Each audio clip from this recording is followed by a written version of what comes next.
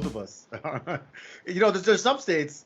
There's some states that actually only have like a single. You know, only one party has to know they're being recorded. In New York is like that. New York's a one-party state. Not California though. California, both people have to agree. That's why those guys that snuck into the abortion clinics in California and caught them selling baby parts and laughing and joking. That's why they're going to jail, because California has both people have to know they're being videotaped rule. If he did it in New York, nothing would happen to him.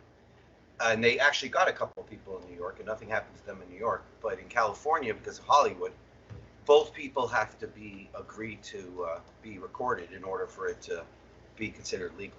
So I wonder, my question about that is that I have to ask a lawyer because they would probably know best. So it says it's like, let's say there's 3 people, right? So let's say it's you, me, and someone else. You and I know that we're recording, but that someone else doesn't know. Do they have to know in California? Yes.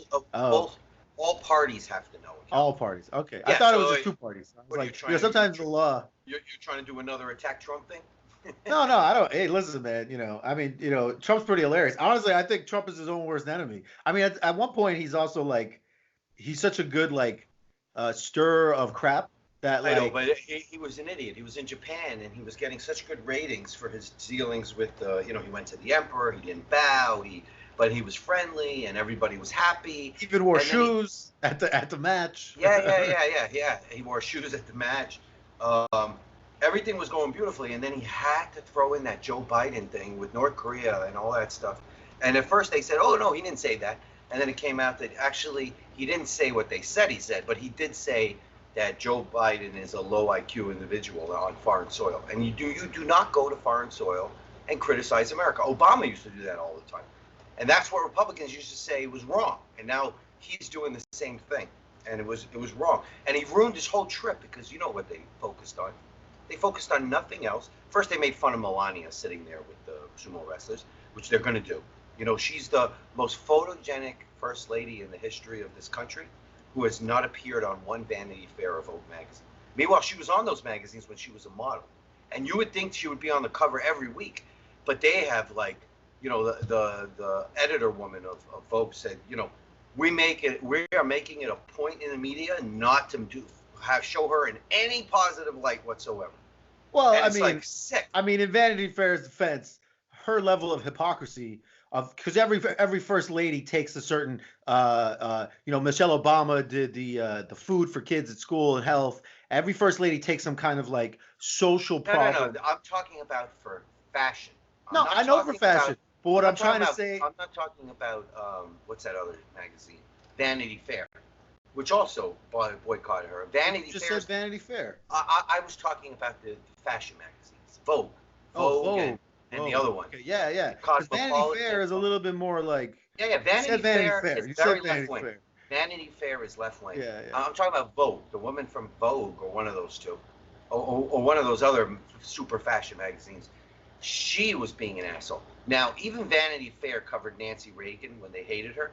They didn't cover her in a fair light, but they would give her 1 out of every 5. They would do a nice positive story. Melania has been in there now almost 3 years, and they haven't done a single positive story. Well, what is she doing that's positive? Tell me. She's done many positive. Tell me about it. She visits the troops in the hospital on a weekly basis. Like everybody does. Okay. Okay, but Obama, what did Obama do? Michelle Obama? Yeah, she told kids to eat friggin' healthy food. Yeah, she also did exercise programs.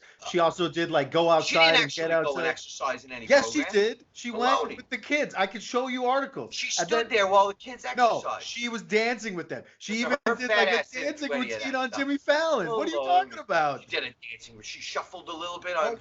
No. It was Point is, the woman came out and she admitted it. That we are purposefully, unless it's in a negative light, do not talk about her or show her in any positive light. It's implicit by, not implicit. It's explicit.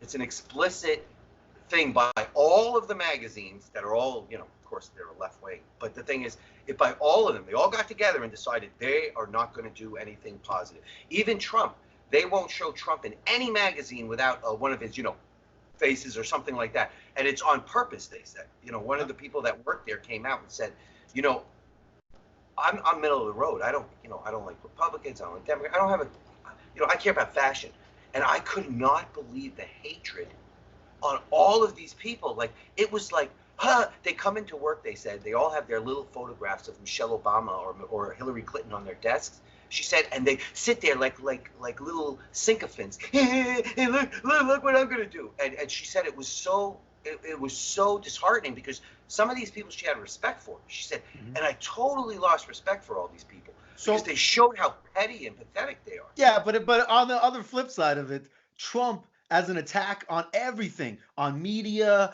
on personalities, on so many different parts of our culture. And so the thing is, like, you expect these people to, after being attacked and called fake news and all this other stuff, to somehow turn around. Okay, great. That's your opinion. My point is that they individually go home and say, fuck Donald Trump. I mean, I don't understand. You can't see that. Like, it's totally. Of course I understand that, but at the same time, when they come out and they admit that they were doing this before he attacked them? No, he's been attacking them since day one. All of this started with him going after the media during the election, because they would say, Hillary's going to win, he doesn't have a chance, look at it, he's not going to, and he started attacking them. And all they've done is proven him right, which is why the media now has a lower positivity rate than Congress. I mean, if you can't get any lower than Congress, which is like I think at 19%, they're at like 14 or 11%. It's just it's not fake crazy news. It's spin news, fake. And it's always been that way. It's always been spin news. It's always been spin news. You're 100% right, and it's always been a left-wing spin on the news. I don't know about left wing, but okay. 100%. The Wall Street Journal's left wing. I mean, 100%. There's not that many positive articles about Trump in the Wall Street Journal. What happened to that? I mean, do they hate him too? I mean, like, yeah. No, it's because he's a crappy president. No, because the Washington Post is a left-wing.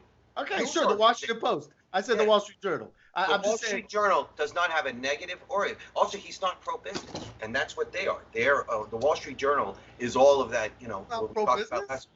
No, they're not pro-business. No, they're pro-business. They think he's not pro-business because he's hurting them with the tariffs and everything else. Okay. Even though the stock market's through the roof. Okay, so that's true actually. That I was watching the Bill Maher show this weekend, and one of the guys pointed that out. He was like, listen, people, when Trump got elected, people said that, when he's elected, the stock market's going to tank, all the strategies are going to ruin the economy. And the thing is, he's like, the stock market is, doing so well. And the thing is, disclaimer, it's less than the stock market. Less than 50% of Americans own stock, right? So let's put that in real. Directly. You're talking about directly? Yes, directly. Stock. Or through 401ks? No, none. No 401k, directly. 50%, less than 50% of Americans actually own any type of equity, right? Okay. Less than 50% of Americans can afford something that costs them more than $800 in the bank. So when you say the economy is doing so great, who's it doing great for? You're right. The people who write these articles, the people who show up on the Bill Maher show, right? No, the people that work. The people who have stock market stuff, right? No, the people that actually work. Oh, no. There's lots of working people who don't get paid. People who work 2 jobs, 2 minimum wage jobs, and they don't make that cash. Don't make it sound like there's lazy people. No, it's baloney. It's not baloney. You're just pulling that Bernie Sanders stuff out of your butt. Not Bernie Sanders. Yeah, Bernie Sanders. This is repeated on Fox News even. You could hear it on Fox News because people bring it up because it is true. But whatever. 50% of the people. Yes, 50% of people can't afford something that costs them more than $800. Right? No, I don't doubt that because Americans live to excess. We talked about this last time. Sure, but the reason why they can't afford $800 is because they live to excess and they dug themselves a deep hole. Too many iPhones, too much student loans. Too much everything.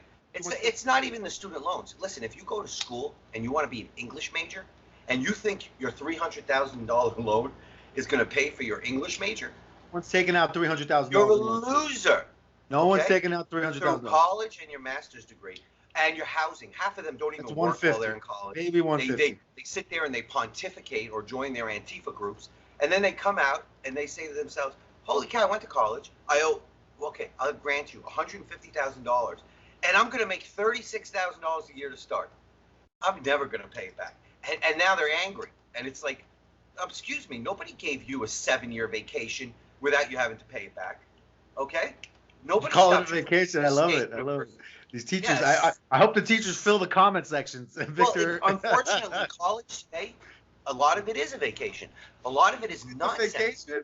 Really? Yeah, it's hobby stuff. They Oh, it's turned hobby hobbies stuff. into I college went to education. college. It wasn't a hobby. Okay. I don't know what you're talking about. All I right. took like one class every 2 semesters that was elective. That was somewhat easy. But even then, it wasn't easy because I So took they hard had classes. mandatory bullshit classes for you to take, and you No way.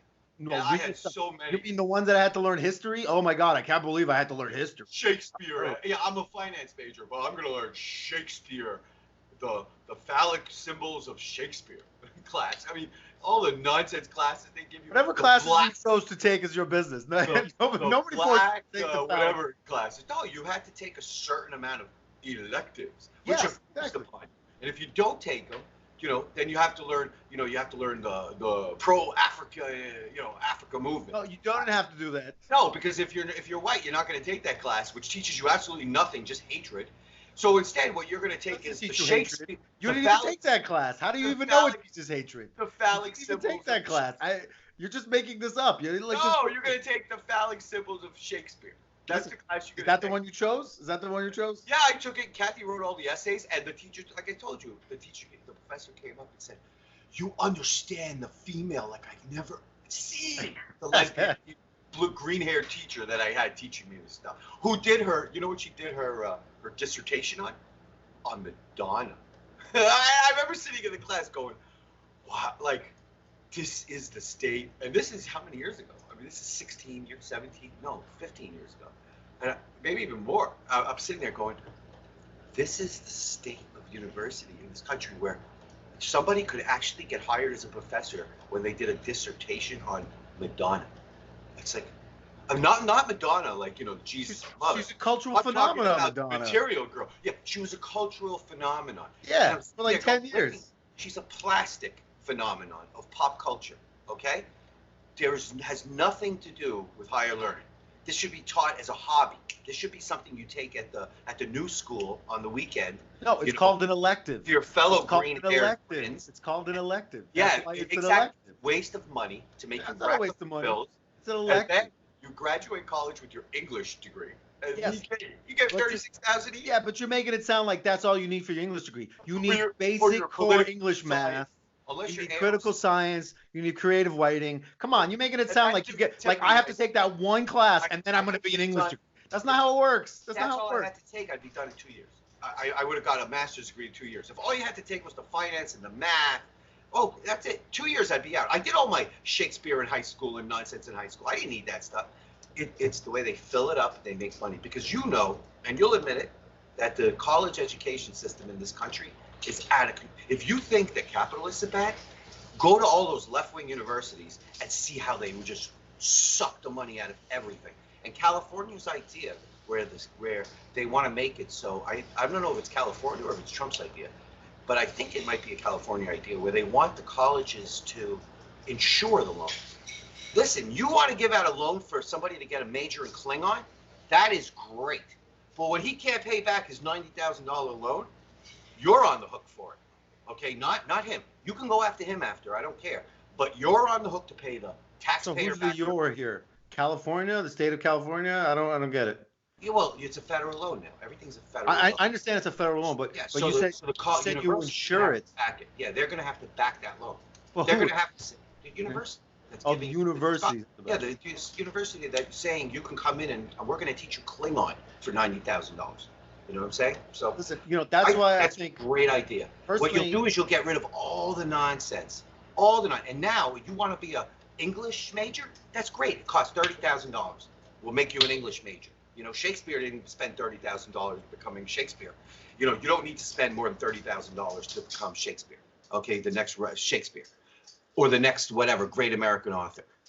If you can't do it, then there's a dishwashing place that you could pay the $30,000 back from. Welcome to McDonald's. How may I take your order? Personally, I think it should be just if the education was free, then actually you wouldn't even have this borrowing, loaning. No, there's no free. The government, then the taxpayers are paying for this nonsense, and you're continuing them on to create even more crazy programs. No, I disagree. Nothing is free. Yeah. No, it used to be.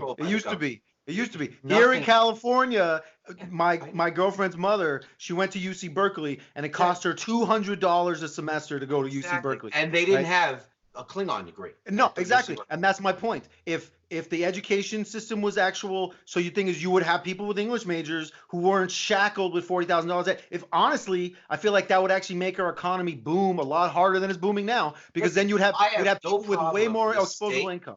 I have no problem with the state making education free. I have a problem with the federal government making education. I agree. I don't think the federal government has no role in education.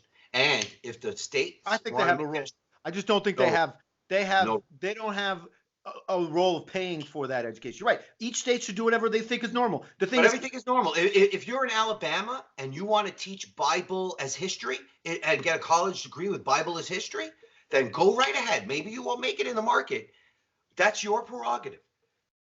Excuse me. But sorry, it's a little dusty. I got the window open. And listen. If Jesus rode around on a raptor and then he was like, and that's okay. There's nothing. You know what? I have no problem. Years ago, he was like, if you want to take, follow me. I'm on my Brontosaurus. If you want to be in Alabama and you want to build an ark to learn your construction techniques, you know what I'm saying? Did you hear about that? Yeah, did you hear about that ark? They're suing because of water damage. I mean, they're suing because of water damage. Well, it didn't even last for 40 days and 40 nights. It was just a weekend rain, and now the guy is suing the construction. It's called polyurethane, dude. You gotta like slather that shit on there. I don't know. I don't think Noah had polyurethane. You know. I guess he might have had some tar. He might have had maybe tar. raptors. You know, maybe those raptors are not here anymore because you use them to smear it all over their boat. Yeah, maybe raptors' blood is really good to hold out the water. Listen, I have no problem with somebody learning their carpentry skills on building an ark in Alabama if that's what they want to go to college. But that's for the state to decide. Totally.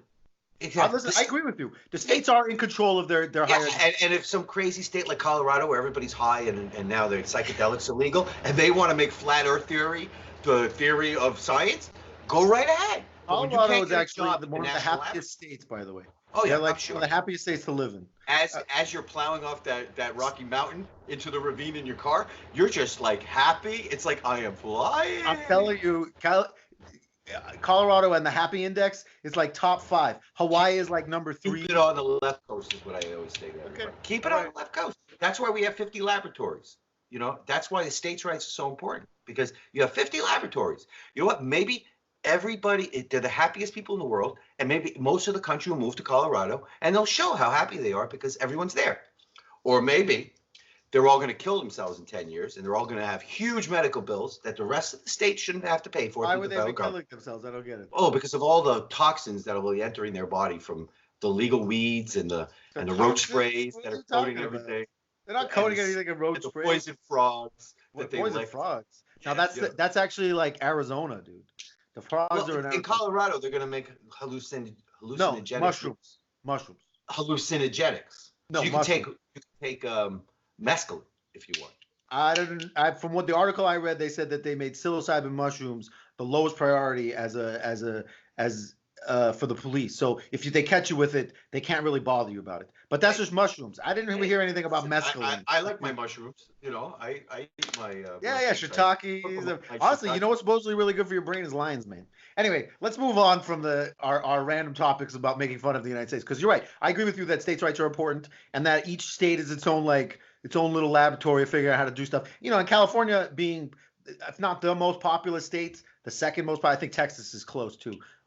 California has about 40 million. I think Texas is about the same as well. So, and the thing is, Texas does things very differently than California. But Texas is very successful. Changing because so many people from California are running to Texas and turning it into California. No, most of the people from California are moving to Portland and Oregon. And that's where the Oregon people are getting pissed off. Actually, when you get a chance, Google it. Lots of people are moving into Houston and Austin and Dallas, and they're turning those cities into California cities with crazy California rules.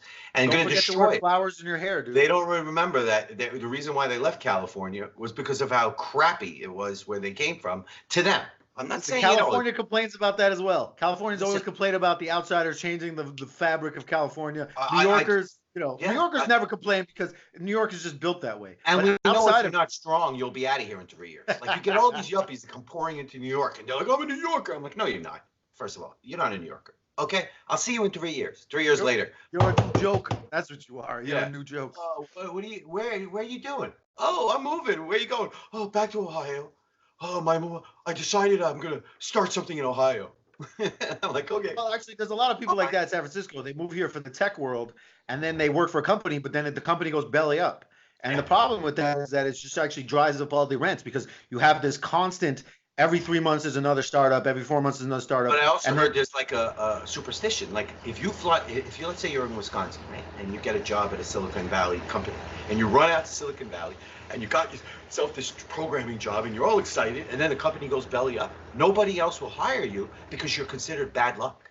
Oh. They don't want to hire the people from the bad luck failure companies. So you have such a hard time of finding a job. So your life is pretty much over unless you like lie and say that, oh, I just graduated college and go back like to Boston. No. Or if you could work for Google or Facebook in any capacity, even if you were a janitor, but then you have a computer science degree, if you get certain, like Amazon's another one, if you get that pedigree, then all of a sudden people love you no matter what, they'll always hire you. But I agree. I didn't know about this, like, oh, if you have the stink of a failed company on you, then we're not going to hire you. But it could be. You never know. I mean, I don't know about superstition, but there is this kind of companies well. Yeah, exactly. Anyway, let's move on to actual subjects that we should be talking about. So, for instance, like we have Mexican tariffs. So, what do you think about that? What do you think about this? Oh, you know what? I knew he was going to do it eventually. And people were telling me, no, he's not going to do it. He's going to work a deal. And I said, no, he's going to do it eventually. What he's doing, he's testing out this tariff stuff, which I told you in the last episode, was a power which for some odd reason, the United States just said, okay, we're going to take this power that made us strong and we're going to throw it in the garbage and let the rest of the world dictate to us what we're going to do. And I was like, I don't understand. The Republicans did that, by the way. Mostly Republicans. Mostly Republicans. Don't get me wrong. Mostly Republicans. And Nixon was the last Republican that said, yeah, I kind of agree with tariffs. And then after that, it was like, no, we're going to sell out to the businesses and to the international corporations. And we're going to take this superpower, like people don't realize how powerful a tariff is. And we're going to just throw it in the garbage. And Trump's genius is that he said, you know what? Congress doesn't want to do what I do. I'm going to just declare an emergency and use my tariff power to do whatever I want internationally. And he's so right, because Mexico, like, you've never seen a president of Mexico come running to the United States for a meeting. This guy talked crap, of course, at first. And then he's like, we have a meeting next Friday to discuss this in the United States. So I mean, what is Mexico really going to do, though? The thing is, Mexico, in my opinion, is a very it's almost like a failed state in some weird way. I wouldn't call it third world, but they have a very difficult time controlling their own borders, let alone. They only have a 150-mile border to control. Listen, bro, they don't have like the a people will swim out into the Gulf and go around. They'll take boats. Mexico's a very porous place. How do you think they get the drugs through? You think the government doesn't try to stop some of it? Okay, and it's time for us to collapse that failed state then. That state collapse it? We're going to collapse it? Collapse it. Well, then we'll militarily go in there and then we'll have our own shit next to us. That's a terrible idea. No. Not to mention a lot of American companies are based there now. So they had their headquarters in the United States, but not anymore. Well, I mean, not quite yet. I don't think the thing is Trump said he's not doing this for economic purposes, right? He says he's doing this because of the because he already made that new American, Canadian, and Mexican trade deal. You know what I'm saying? Yeah, he wants that. But doesn't that then eat away at the credibility of any type of deal that he's going to do in the future? It's like, oh, the deal is good until But Congress hasn't actually passed it yet. Which is why he did this. I understand what you're saying. And also, in his deal, he was smart. He put in that, you know what? If there's a national interest, tariffs are on the table. And they all signed it. So, all that talk from that Canadian Dummkopf, what's his name, who's going to lose so badly next time, that Trudeau, and that former president of Mexico, who's actually the Conservative Party. Now they got a super lefty in there. But before, he was actually from the Conservative Party. All of them talked all this crap, but then they came to the table and they signed on the dotted line because they know how much money. Without the United States pumping money into those countries would collapse so fast.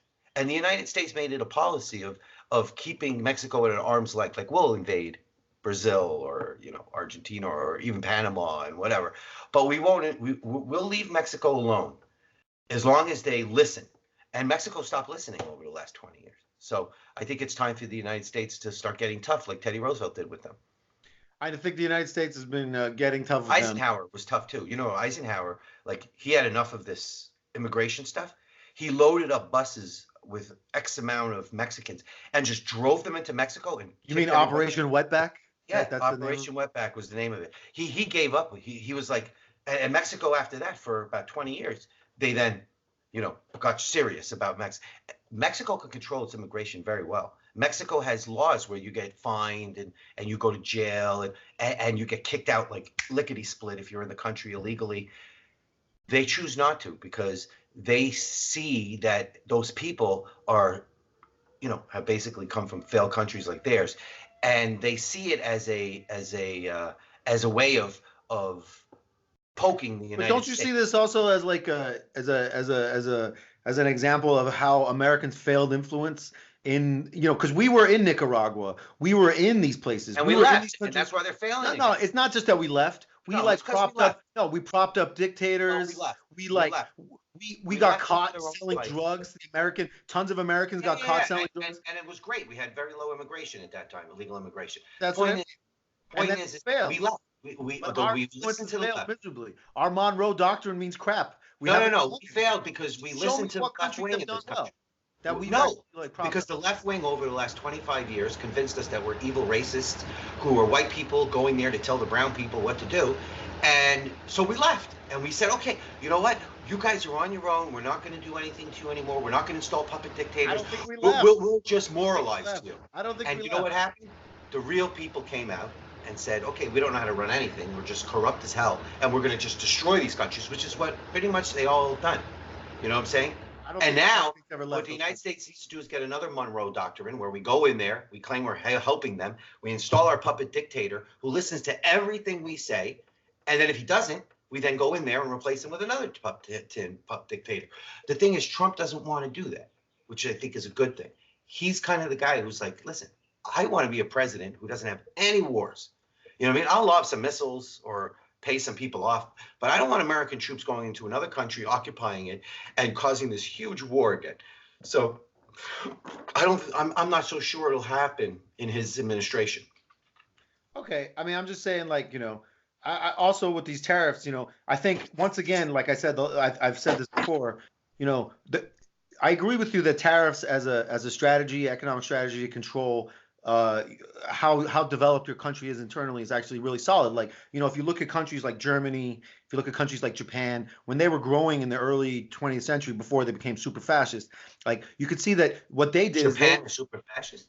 They became super fascist during World War II. Oh, during World War II. Okay. Yeah, But Japan early has 20th tariffs now, century. so I don't know what you're talking about. What I'm trying to say is that they used tariffs to help build their own industry, but the tariffs weren't there for 6 months or 7 months or in a punitive way that Trump is trying to use them. Tariffs were used in a way to build their own industry. So you say, hey, for the next 10 years, we want to build our car industry. So for the next 10 years, every car coming into Japan or every car coming into Germany will have a tariff on it, because now the other cars can now charge more to meet up just below that tariff level, so they could be very profitable and they could develop cars for their domestic markets. And that's what these countries do. And that's what the United States, but we've done the opposite in the last 30 years. And the reason is because of this kind of not BS, but this highfalutin idea of free market capitalism, and tariffs are antithetical. No. Free market capital, global capitalism. Yes. Free market global capitalism, yes, free market not American capitalism. I know, but that's what I mean. But we've been sold this idea for years and years and years, particularly from the Republicans,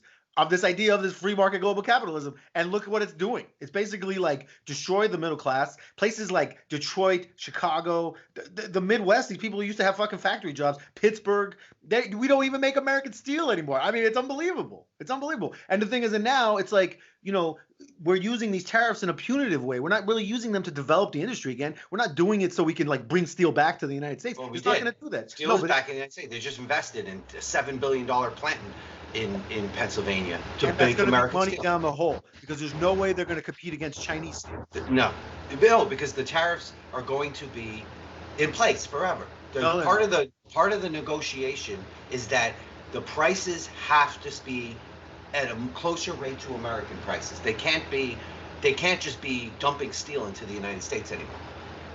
Yeah, there's going to be a steel industry again. You'll see. Yeah, I mean, he's already building it. I mean, so right. You can say no all you want, but it's happening. Listen, and it's more than one company. They're actually refurbishing another steel mill in Pennsylvania and another one in Ohio. I think for the first time in close to 30 years, new companies and retrofitting of steel companies is happening in the United States. Because we always made steel. You know, we still make steel in this No, of country. course you still make some steel. Like Also, all the military steel is made in this of country. course, All well, of that's the by a steel. law. That's a law Yeah, that's actually passed. That everything made by the military, even yeah, clothing, has to be made in the United States of America. yeah. The thing is, you're right. It actually spurs individual American industry. I just think that, like I said, these tariffs. You know, you have a very positive outlook on how these tariffs are going to end up. I personally don't think so. I think once Trump is out of the White House, these people, You think particularly they're going to go Americans, right back they're to gonna go just giving right it back away? to, yeah, 100%, because they're making so much money. Why these people who own these super duper rich companies on the stock market? You think that's why they don't like Trump? Well, that's why Vanity Fair won't put Melania's. I'm not Vanity Fair, because they own all of those outlets. They want Trump, and I think for other reasons Trump is terrible, but they want Trump to be like a terrible like a footnote in American history. Yeah, they want him to be like that pharaoh that got erased. Yeah, exactly. And the thing is, what they're gonna do as soon as Trump loses. Let's say even if he wins, right? Let's say he wins 2020. Let's pretend. I don't think he will, but let's say he does. The thing is, even then, sure, he'll have another 4 years of trying to do what he's doing. But the thing is, you can see the Republicans in Congress and even the neoliberal Democrats. They're all about this global capitalism because they make so much money, and they individually, those politicians, they're getting paid millions of dollars by these. I'm not disagreeing with you. You know, it's like so. It I just doesn't. think Trump's not doing anything. He's just now he's hurting consumers right now in a time where consumers aren't really like doing that well. In my opinion. What has he hurt consumers? Like, tell me in your personal life what has gone up that you can't afford because Well, Trump I want to buy a has new tariffs car. on China. I'm gonna buy a new car probably in the next year, right? Okay. My new car is probably gonna have a giant tariff tax on it. Okay. Right? I Buy live an in the American state car. of California. There's no giant I tariff. live in the state of California. I love avocados, right? I eat an avocado every day because it's super healthy for you. It is. It really is. Those avocados are gonna double in cost probably with the tariff. Okay, from $1 to $2. Who cares? Yeah, but that adds It's gonna up, change bro. your life. Okay, I eat 365. So now I'm not kidding. 365 avocados. Maybe it's time for you to grow an avocado tree in your yard. You know how much water it takes to grow avocados? It's insane. Oh, it's okay for those Spanish people to pour out their water into it, but not you. No. The thing is, on farms, they know how to like conserve water in the right way. No, they don't. They just pour that stuff right on it. Listen, I'm not. All I'm saying is that individually, the cost will definitely reflect, and these tariffs, these new tariffs, will reflect. But avocados are from the United States, so the tariffs are not going to raise the price of avocados. No, most of the avocados are still grown in Mexico. Oh well, then you'll eat American avocados. Make America great And they're again, more brother. expensive though. Yeah, but they're American. Oh, okay. Come with a little red, white, and blue flag on it. You know what? We need to rename them. We should call them Americanos. Americanos, yeah. Americanos. Hey, I'm gonna have my Americano sandwich over here. That's right. Your freedom fries. My freedom fries. All right, listen, I'm just saying, like I said, I agree with you about the power of the tariffs and that America should have saved its industry 25 years ago. They should have put this energy in. But I don't disagree with you that the United States, in my opinion, has been given a gift of 8 years of Trump. We have a gift for the lower working class of 8 years of Donald Trump. And I'm 80% sure of what you're saying is correct, that once Trump goes, either there's going to be a realignment in this country, between Republicans, Democrats, liberals, and conservatives. There's going to be some sort of realignment going on because it's so out of sync. And once they try to revert everything back to the way it was, there will be a revolt of people on both sides of the aisle, because there are these liberal Bernie Sanders people who believe the United States is being taken advantage by the world too. And then there's these conservative Donald Trump people that believe that the United States is being taken advantage of. Now, there's this business class in the Democrat, and no offense, I think it's mostly on the Democrat side now, but the business class on the Democrat side and business class on the Republican side that are going to join together because they're going to be like the business party. They don't care about the working class person. They don't care about the middle class person. They don't even care about the rich person. They just care about getting their deals through so they can pocket some money. And I think there will be a realignment, But I think a lot of those people. I think Bernie Sanders missed a opportunity in the last election, and then in this election, where he's adopted too much of the left wing, impeach Trump and let's get they attacked him like, oh, you didn't hire enough women or blacks or this or that. So he tried so hard in the beginning of this election to try to placate that thing instead of saying to conservative, libertarian thinking guys who'd say, listen, yeah, I'm a commie and a socialist, but I'm not going to have the power to bring in my commie socialist wants into this country. But what I will do is I will continue on the Donald Trump idea of using the United States first, not using, but protecting the United States first, because I want to do a lot of things before any other country in the world. And he would have gotten a lot more young people, you know. I think he missed it. I think he thought the AOC thing with the crazy green and the world's going to end in 12 years. I think he made the mistake of, oh my goodness, I'm going to start yelling that like her, and these young people are going to come to me. And what happened? All the young people are leaving. I don't know. I completely disagree. In this election, young people, college-educated students are not interested in Bernie Sanders. Show me a poll that shows that, because that's not true at all. Okay. I've seen polls that are not true that shows the difference. If anything, actually, they keep posting Biden polls that are completely nonsensical, because if you actually look at the demographics they're polling, the people on the Biden polls are above 50. So the thing is, it's like literally like you're like, wait a second, you went and you found a bunch of old people who are above 50. Not that 50 is old, but 50 and above is pushing towards the older demographic. Of course, they're going to be more pro Biden. If you look at the young people, they're way more Bernie Sanders. They're way more Tulsi Gabbard. They're way more. You know, the thing is, I personally think that, you know, right now, I think that I think Biden is end up going to lose, and he's going to be vice president again. I think that's what's going to happen. Who do you think is going to win? I think they're going to put that Pete Buttigieg guy in. I think they're going to make him. Come on, you're just making that up. The guy is nowhere in the polls. No, he's come up. His polling numbers have. If you took it away from Elizabeth Warren, who's another lunatic. Okay, I mean, come on. I'm telling you, if you look at the Main Street outlets across like CNN, MSNBC, CNN, even Fox News, they all love that guy. They like because they know how badly he's going to lose to Trump. All right, maybe he's a schmoozer though. That's what I'm saying. Anyway, okay, let's move on. So how about this? So just to keep on Trump, because he sucks all the air out of the room. Might as well talk about him. How about him? Like, how about them removing the USS John McCain, like covering it up? What do you think about that? At first they said it happened. Then they said no, it didn't actually happen. But now I think it came out that somebody on their own decided that, oh, let's cover it just in case the president gets offended. Regardless of why they did it. Also, military people were not allowed to go there. Yeah. Because they had their badges that said the John McCain. They weren't allowed to show up to Trump's speech. Yeah. Anyway, he also like congratulated Happy Memorial Day to the Japanese. He said to them Happy Memorial Day. Why? Memorial Day doesn't have to do with just World War II. No, it has to do with American fallen troops who've lost their lives against Japanese soldiers in World War II included. So it's kind of ridiculous. It is kind of hypocritical. I mean, listen, he didn't bow to the emperor. Okay, he didn't sit there and say the United States is the cause of all evil in the world.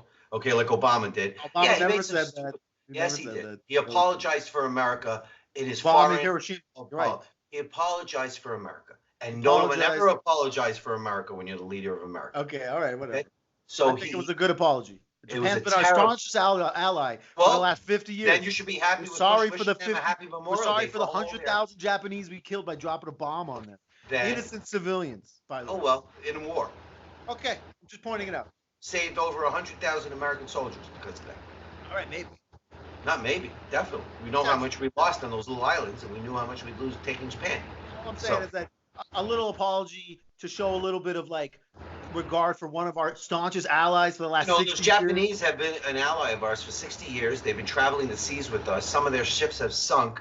Their sailors have died. So he's wishing them a happy Memorial Day for that. So you should be very happy, right? That wasn't they haven't fought any wars. They haven't fought any wars. Of course not. But they've controlled with Americans, right, under our leadership, and a lot of their sailors have died. So you wish them a happy Memorial Day, and you should be very happy about it because you're a consistent guy. I am a consistent guy. Okay. The thing is, I just think it's just, in my opinion, I just think it shows you that Trump probably didn't know what Memorial Day really stands for. The thing is, which a lot of Americans don't, by the way, not just Trump, but Trump knows what Memorial Day stands for. No, they think it's Veterans Day. No, he knows what it is. A lot of Americans think it's Veterans Day. I know. A huge percentage. Anyway, my point about it is that, you know, well, I was listening to the radio and like a military colonel called in and he was like, listen, you know, you can't really make that kind of change. You can't cover the ship up with a giant, because they covered it, right? It wasn't like they moved the ship away. They covered it with like a giant sheet or something. Yeah. He said, you can't really do that by yourself. Like there's a chain of command. There's a process. No. I read there was some sort of people in the military who ordered this to happen, or something to that effect. That's what I heard today. I didn't really delve into it, but regardless of the fact, if somebody, whether it be Trump or anybody else, covered up the USS John McCain because Trump is fighting with John McCain, who's now dead, it's the stupidest thing in the world. And again, it would be another example of how sometimes the Trump administration, maybe not him himself, has a tendency to, after a good thing, blow themselves up with bad things. And that's his weakness. If there's going to be a weakness for him, is that he'll blow himself up with the wrong comment at the wrong time. But now, you know what? So far, it has worked for him. Okay? Totally. It worked in the last election. He's definitely like the last 2 years. Yeah, so far it's worked. But like any Teflon Don, eventually that Teflon wears out. You know what I'm saying? And then the egg starts sticking to the pan. And then it's poisonous. Yes, and it gives you cancer. Okay, but also the thing is, in kind of parallel, there was a story, I forgot what newspaper, but talking about how, Trump called Merkel like a nasty woman, right? And there was a recording of him saying it. Yeah. And then, like today, he denied that he ever said it, even though there's a recording of him saying it. And the problem is, it's just, Well, he's denying that he said it 10 minutes ago. I know, but exactly. My point is that just like this thing, because I could agree with you. I think that one of his underlings, somebody in the CIA again, is leaking stuff to hurt Trump. No, it continues on. If a recording came out of Trump saying Merkel is a nasty woman, which she is, by the way, all right, she's an Obama ass kisser like you ever saw in your life, okay, which is why she's so unpopular in Germany now and is now going to retire soon. But the point is that if Trump said it and the CIA put that out, it just furthers the argument that the CIA and elements within the FBI leadership were out to get Trump and don't like him because they see their power eroding. When he goes and says, what, the CIA says this? Like, why would you believe the CIA? Like, he'll say that at press conferences. Like, why would you trust what these people have to say? They got everything wrong. And those people are so angry about it because they are all wrong all the time. They haven't gotten anything right since like the Bay of Pigs invasion, or maybe. Wait a second. When I said things like that you just said 5 years ago, 10 years ago, you're like, "Where's your tinfoil hat, Ben?" But now that Trump says it, or now it's okay. When did I say that? Yeah, what I used to say, like the CIA is constantly lying to us, and that they got us into that. No, I don't think the CIA is lying to us at all. I never said that they were lying to us. I said the CIA. Those analysts at the CIA are not the analysts of yesteryear. These are some college-educated kids at these terrible colleges we have today coming out, working for the CIA, who bring their political bias with them. And they don't know how to just delve into information and nonpartisan, not what I feel, not what I want it to be, but just give straight evidence. And say, the one good thing about the CIA, especially like back in the 50s and 60s and 70s, there were times when the world could have ended. And the CIA would say, we don't know. They don't do that anymore. Because like I told you with young kids today who text, they don't have conversations anymore. All they do is try to impress each other. All they do is like impress each other. There is no more conversation or discussions. It's just, I'm going to impress you. And that's what all these idiots So these 50-year-old CIA analysts who are not millennials, who are they started coming out of college in the 90s when I was learning my phallic symbols of Shakespeare. Okay, that's what was running the CIA for the last 20 years. College in the 80s, if they're 50 now. So the thing is, like, I'm sorry, you're connecting these two groups of people, and it's not true. The CIA has lied to the American people. The Iraq War is the best possible example. It wasn't a lie. They did it. It wasn't a lie. Their information they got was not analyzed properly. So they came out with a result which turned out not necessarily to be a lie, because we still don't know whether or not all of those precursors to make chemical weapons went to Syria. Okay. Because they have a shelf life. It's not like how about when they lied and said that Al Qaeda was being funded by Saddam Hussein? Oh, that wasn't a lie. Oh, it was. They thought maybe there was some money going around. Was that the CIA or the Bush? No, that was the CIA. The CIA said that they have information that Al Qaeda is being funded by. The thing is, you just admitted it. You just admitted it 5 minutes ago, and now you're backtracking on what I'm not backtracking. I'm saying they analyzed. For the last 60 years, the CIA has been putting out out BS. And now when I pointed out to you that 10 years ago you would call me a tinfoil hat wearer, now you're like, oh no. I was saying these people are not there to purposely lie. They're getting it wrong. Oh, all the time. No, they're purposely unfortunately, that's what Trump is to saying. keep America in perpetual war. Wrong all the time now. It's not that they're getting it right. They are purposely lying to do the bidding of the administration. Hundreds of thousands of people got into the CIA and they're told, okay, you know what? You're working for us now, so we're all going to get together and lie. No, the top people at the CIA are the ones who control the information that comes out of the CIA. It's pretty simple. Brennan, the communist? Yes. And Clapper, the moron? That guy lied to Congress. That guy's being in prison right now. That secretary from Obama administration, what's his name? The guy who thought he was going to run for president. What's the name of that former attorney general before Loretta Lynch? Yeah, that guy should be in prison too. Another moron. Yeah, for sure. Okay. I have no problem with those people being prosecuted for actually bullshitting.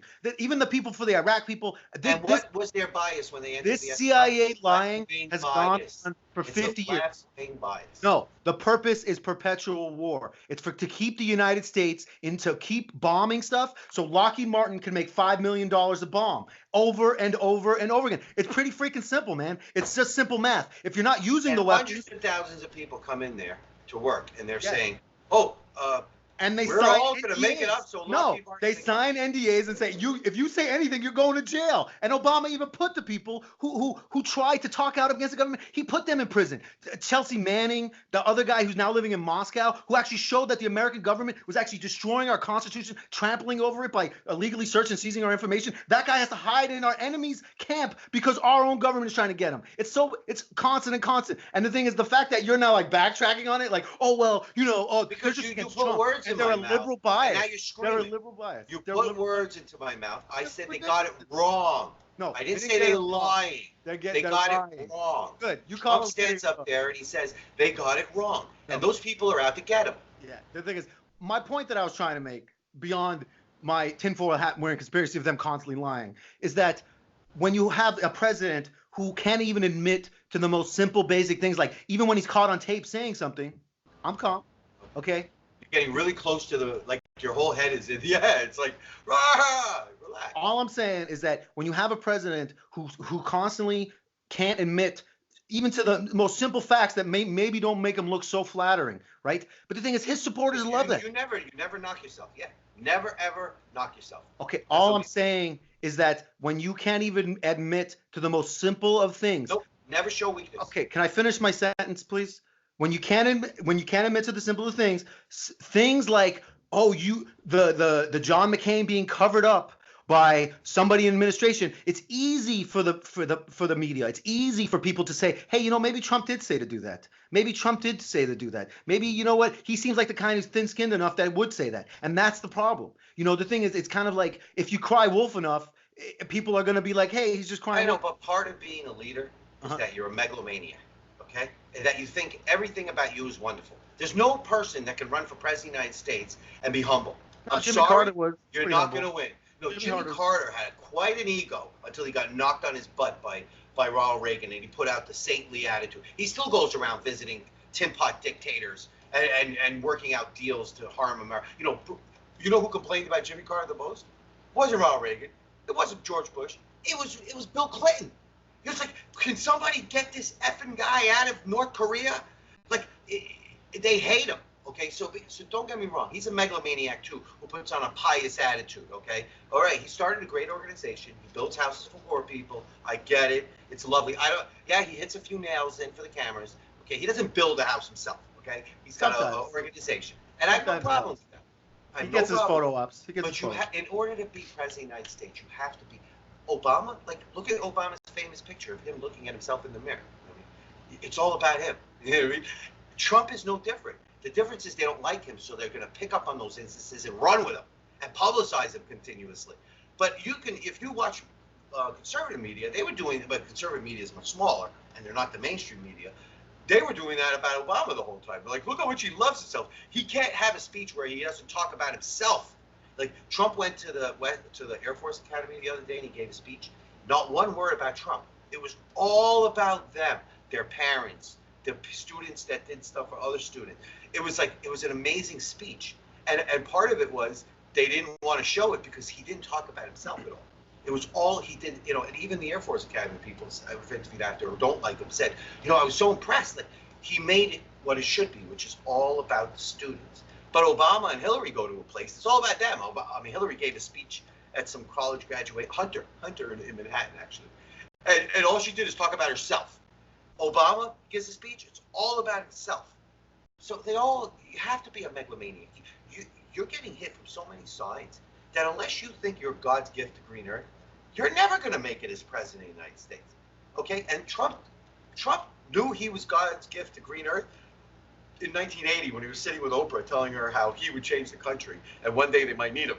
Okay? So guess what? The country needed him and he's there and he's a gift. An 8-year gift to the United States of America. All right, sure. He's a gift. All right, let's move on. You know, I look like I have this Hitler mustache. Yeah, I know, because you're sad. Because I got the light shining, and I keep trying to fix it. That's worse. It's okay. Whatever. It's fine. Listen, Monfior. I want to tell you. You need to listen to me. Anyway. Listen to me. Yeah. So let's move on from this. So there was an article recently about how the city of Baltimore, was hacked by ransomware. Oh, they held them hostage. Have they gotten out of that? Because as far as I heard, they were still hacked. They're still hacked, and they're supposed to it's going to cost them like $28 million to recover everything. What? Well, I don't know what they're going to pay, but anyway, the thing is, it's actually the tools that were used to hack them were actually tools that were I wouldn't say created, but kind of like developed by the NSA. No, they were developed by the NSA, and somebody, one of the subcontractors at the NSA actually ended up selling. California's falling, brother. I know California's falling. It's a sign it's going to be an earthquake. They actually ended up selling it online, right? And I think they were called the shadow brokers or something like that, a couple of years ago. And so the thing is, the NSA is like saying, listen, we told you about this 2 years ago. The city of Baltimore should have fixed the bug. It's a corrupt Democrat city that's been corrupt forever. Of course they're not going to fix it. It's like Chicago. It's like everyone's crying about the 11 people in Virginia Beach, but meanwhile the weekend before that, 48 people were shot in Chicago on Memorial Day weekend, and you heard not a peep. So I mean, it's a Democrat corrupt city. What do you expect? It's never going to get fixed. All they're going to do now is turn it around and say it's because of the evil white man, which is what they did in that that city who had the water problem. The Flint was still Flint, Michigan. It's the evil white people that did it. Instead of we're just have this corrupt inner city Democrat government that's never going to change. And unfortunately, they've locked the black community into it, and the black community has no outlet to vote for anybody else because they don't want to be Uncle Tom.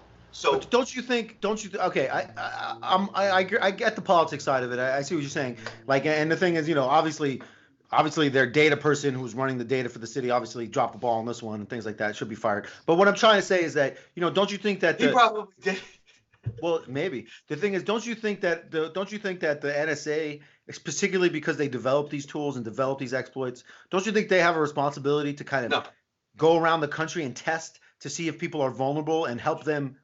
You know what? I amend my previous comments. I kind of agree with you that the military of the United States, cyber, Trump came out and said, we're going to have a space force. And don't get me wrong, I do think maybe 100 years from now, we're going to have a need for X-Wing fighters in outer space. Okay, that's great. We already have a space force. It's called the Air Force. I got it, but they're not really a space force. They're more of an airplane force that can fly around in the air. We don't have X-Wing fighters yet, or TIEs. No, but we have special secret aircraft that go into space. Well, like the X-3B. Why can't we talk about it? Because there's a black helicopter hovering. I know, totally. I mean, you type it in on Google. It's true. You can see it. I know. It's actually fully remote. They don't even send people up there. I know. It's a drone. Yeah. Point is, the force that he should have used, or he should have created within the branches of the military, was a cyber force. That should be the next branch. It should be full of pimply-eyed, horn-rimmed glasses, guys that go for some, learn how to lift a pencil, march around with their pencil.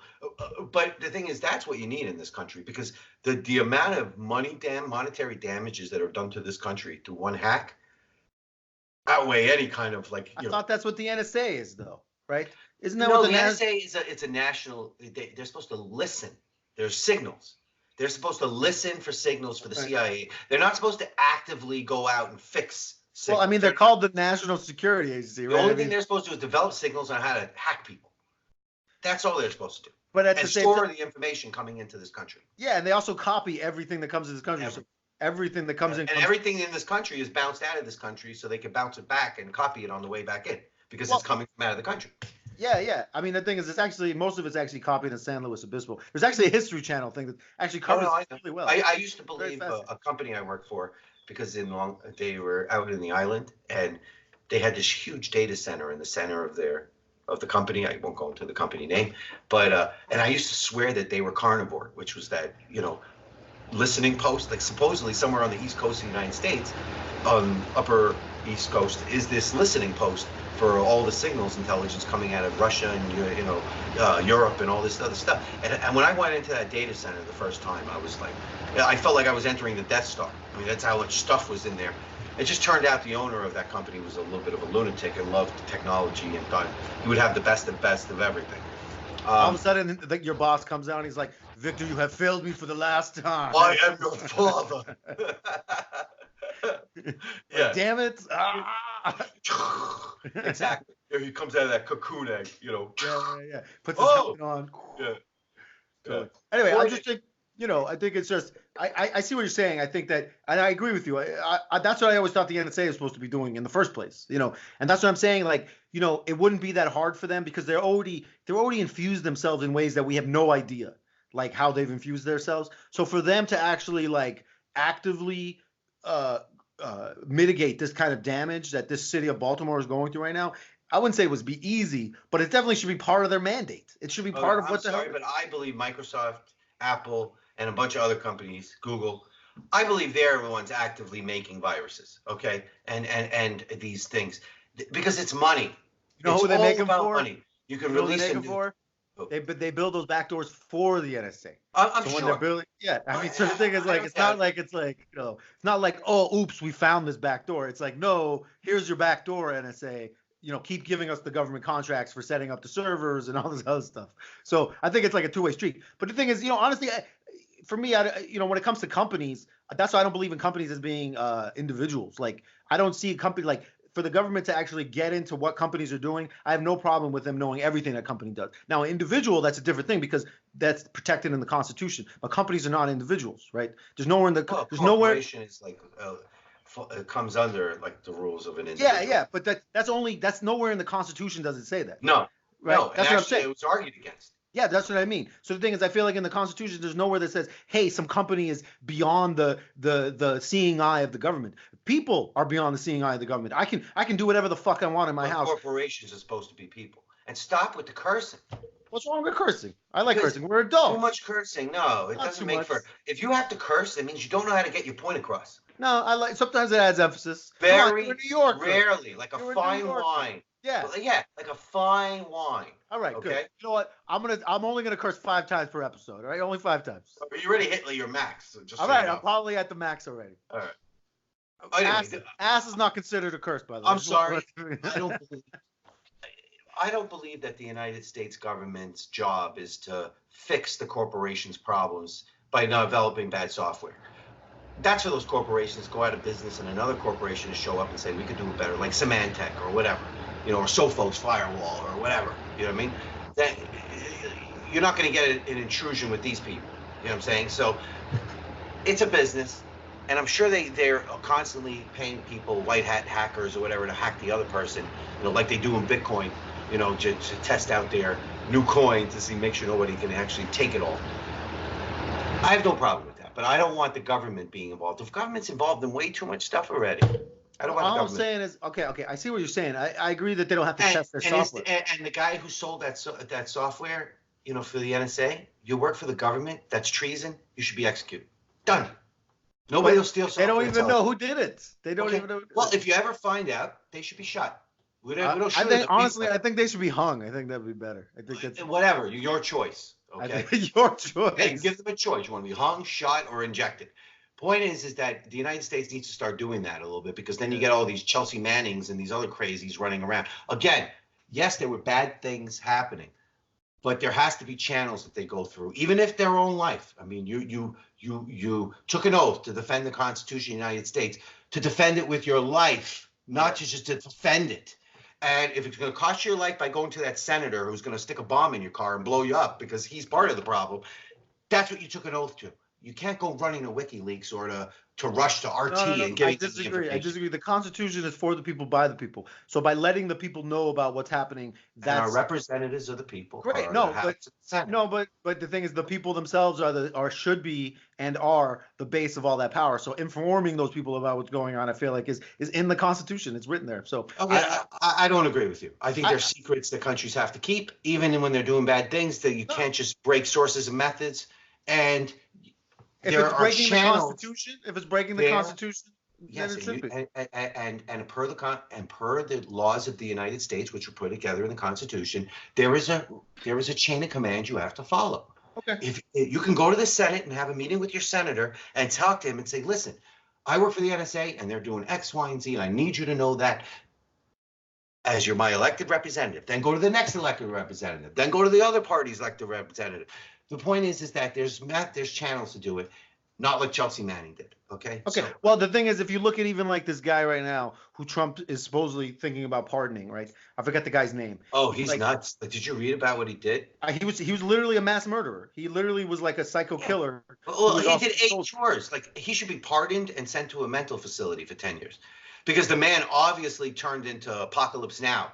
I mean, he did 8 chores but in Iraq. Do you think he's going to be pardoned and sent to a mental facility? I don't think so. That's the problem. Is that my issue is that the sad part of it is that he's not going to get put into a mental. Like, unfortunately, the president of the United States can either pardon you or not pardon you. He can't pardon you with conditions. Yeah. So the point is that it's unfortunate that someone couldn't say, okay, we're going to allow you to be free in 5 years if you go for intense mental health counseling, where you're for the next 5 years and live at a facility. But did you know how he got caught? Do you know how he got his fellow guys turned him? Yeah, I know. But do you know what they tried to do originally? They tried to go up the chain of command. And you know what the chain of command is? They said, shut up. We don't want to hear this. Did you know what? Do you know how they got the chain of command to actually respond to them? They talked to the press?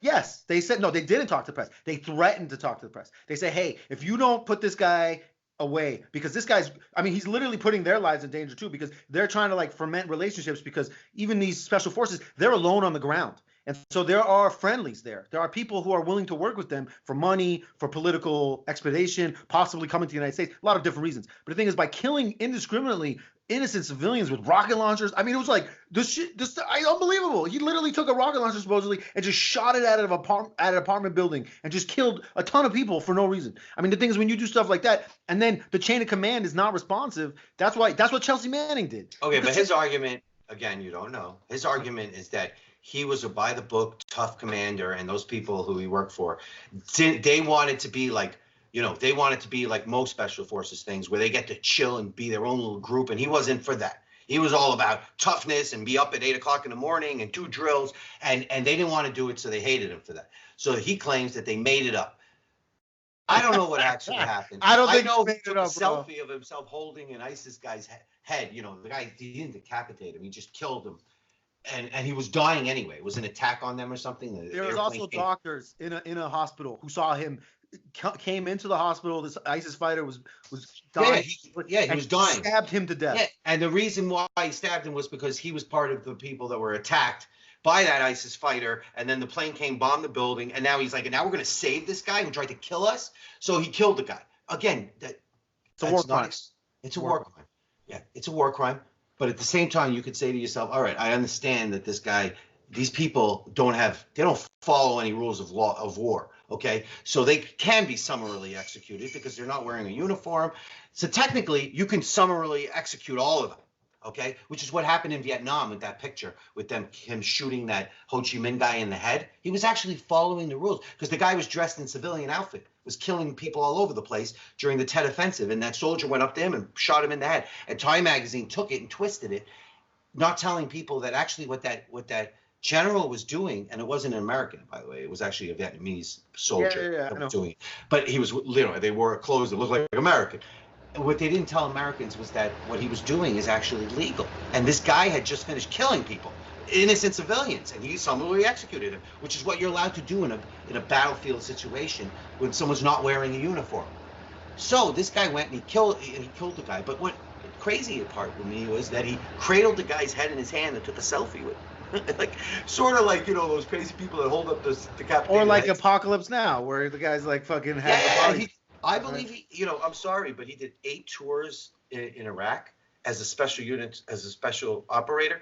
I'm sorry, you're going to go crazy. And they should have clapped him in. What's that show with Anthony Hopkins where he's the guy who eats people's livers? You're talking. Oh man, I can't believe it. The Silence of the Lambs. Silence of the Lambs. You know how they bring him out on that handcart kind of thing, and he's all chained together. Face thing on. Yeah, the minute he got on that plane back to America, they should have injected him with something and then stuck him in one of those and wheeled him into a facility. Because there's no way you're not going to be crazy after 8 tours as a special operator in Iraq. Totally. So it's sad. I feel bad for his wife, who really loves him, obviously. Maybe she's just a serial killer lover. But the thing is, his wife really loves him, and she's fighting for him. So I kind of understand why Trump is like, listen, he hasn't killed anybody since he came out. I'll pardon the guy. He's trying to make good with the military since he never was in the military. And I don't see that as such a problem. I don't think the guy's going to run around America stabbing people in the chest. Now, if that happens, Trump will win re-election. You know what I'm saying? So I also think that, I think by pardoning him, it shows you that, if you're willing to do whatever America wants to do, there's no consequences, which I don't think is okay. But that's just me, But he served some time in a break. I agree that people should be pardoned for certain things, but I don't think that guy should be pardoned for anything. It sounds like he committed mass murder. Like he killed a ton of people. Like it sounded like it hasn't been proven. That hasn't been proven. Okay, according to his soldiers who testified against him, and who have no proof. They just say it happened. Okay, well they saw it happen, right? So if you saw him kill 15 different people, that's 15 dead lives, innocent civilians. They're not talking about soldiers, right? Maybe that one guy in the Or maybe there was a sniper shooting out the window, and he saw the sniper, and he shot the missile at the building, didn't care who was in there. No offense, if I was in Iraq and someone shot at me out of a building, I'd call in an airstrike on that building. I don't care who's in that building. The fact is, once you take down that building, you're not getting shot at anymore. And maybe the other buildings will report, hey, listen, there's a guy in here that wants to shoot people. I don't want you to blow up my house. So I don't know how to moralize or justify that because I was never in those shoes. Mm-hmm. So I'm not going to be the one. Like you saw Saving Private Ryan, where that guy is just running through the trenches, killing all the Germans as they surrendered and stuff like that. And nothing happens to him. Horrible things do happen in war situations. Again, does that mean that the guy deserves to die for it? Maybe. Maybe he just needs to meet his maker and pay for that. Maybe, Okay. All right. It's a war. Okay, fine. It's 8 tours. All right. Fine. Listen, I mean, I'm not, like I said, I just don't think that he should be pardoned. I think. Okay, but meanwhile, Chelsea Manning is a hero to you. Like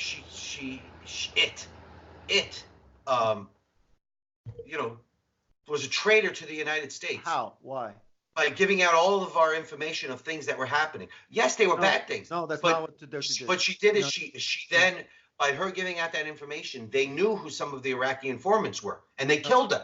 No, I know what I'm talking about. Okay. She released footage. No, she released footage showing that an American helicopter was indiscriminately shooting Iraqis in Baghdad, and then they killed a ton of reporters, and they broke the Geneva where a van came to try to help these innocent people who were shot in the street, and this helicopter was laughing as he was murdering the people. Because he thought that those cameras were rocket launchers. No. That they had on their shoulders. Okay. Yes. No. He explained everything. Okay, great.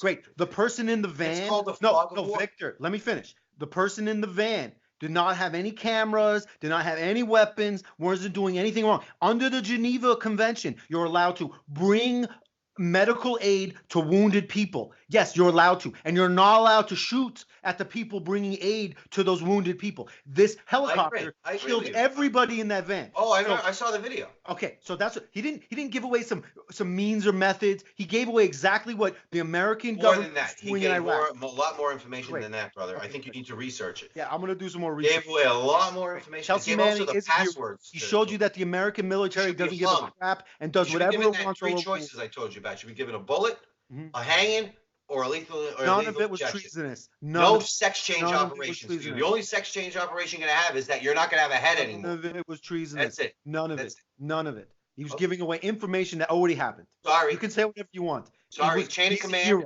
or He's you a die. hero. He sacrificed his life, even to this He very day. sacrificed any day. He's out of prison and running around his He's in land prison. as a woman. He's in prison. Chelsea Manning's not in prison. Are you Yes, he's in prison right now. Oh, because of the other thing. Yes, but he was in prison for how many years? How many years was he in prison for? How many years was he in prison? I don't care. It should be dead. Oh, he should be dead. Yeah, it should be dead. Because he didn't commit treason. He did not commit treason. It's not treason. He did. No, he didn't. We have a disagreement. And listen, we have a right to disagree. Some people think that the WikiLeaks guy is a hero, and some people think the WikiLeaks guy is evil, depending on their political expediency for the moment. I kind of agree that the guy is an animal who should be in jail for the rest of his life for taking secrets from the United States, whether he took them for good or ill, or the Russians or not. You took secrets from the United States, you rot in hell for the rest of your life, because this country comes first. That's not according to the First Amendment, but whatever. Okay. I mean, I'm sorry. You took secret information from the United States. You should go rot in hell. He didn't steal any information. Somebody gave it to him. Doesn't matter. You should have published. He didn't know. Yeah, he's allowed. Enemy of the Americans. It's called the First Amendment rights. That's what it's called. He's not an American. He doesn't get that right. It's First Amendment rights. He could start his own country with his inalienable rights. Great. But not this country. He didn't do it in the United States of America. Doesn't matter. Outside of America. He's a foreigner who we should go after and kill. Why? That doesn't make any sense. Because he's an enemy of America. No, he's an innocent person who didn't do anything wrong, didn't break any laws, and the United States is going after him. It's not just the United States. England's going after him. Yeah, because there are allies. Scandinavia's going after him. No, because he raped that woman or whatever with that woman. Supposedly, she dropped the charges. She has enough of it. She wants out. Oh, she has enough of it. Oh, okay. It's a good spin. It's like Stormy Daniels. All right, good. Let's change the subject. So let's finish on this one because I think it's kind of interesting. I don't know. You saw this, like Ted Cruz and AOC. They were kind of trying to work together. They were agreeing with each other for 3 seconds. Well, they were trying to do like lifetime bans on lobbies, politicians to become lobbyists. I kind of agree with that. I mean, and do you think that's ever going to be allowed to happen? No, I don't think it's ever going to. Okay. But I think it's a good idea. Of course it's a good idea. It's a great idea.